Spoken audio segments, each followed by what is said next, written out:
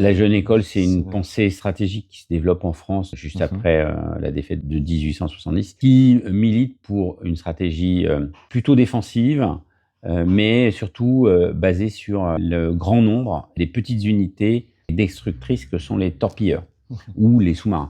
qui Voilà. s'oppose un peu à la vision d'avoir des gros Qui cuirassés. s'oppose à la vision de l'escadre. Alors, il y a des avantages à cette jeune école, elle le démontrera, mais il y a aussi des inconvénients.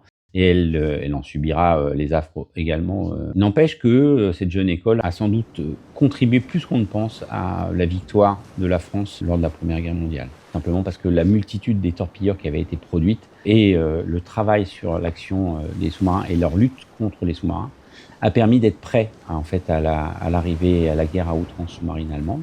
En fait, il faut voir qu'en 1904, en France, on produit ou on a en construction plus d'une cinquantaine de sous-marins, environ 57 de mémoire, et c'est plus que toutes les nations du monde réunies. En 1903, on commence les premiers exercices de lutte anti-sous-marine, mettant en œuvre des ballons.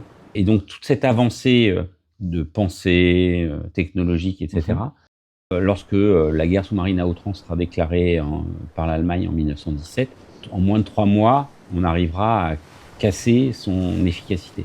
En multipliant les bateaux sur l'eau, ce qui gêne l'activité sous-marine, en mettant en place des convois et en intégrant l'arme aérienne dans le combat anti-sous-marin. C'est vrai qu'on pense souvent à la Royal Navy dans la lutte anti-sous-marine contre l'Allemagne, alors qu'en fait la France avait eu toute sa place. C'est la France qui est motrice. C'est la France qui pousse la Royal Navy à faire des convois parce qu'elle n'en voulait pas au début. Les gens connaissent très mal en fait la Première Guerre mondiale et je pense qu'ils connaissent très mal le rôle essentiel de la marine pendant cette guerre.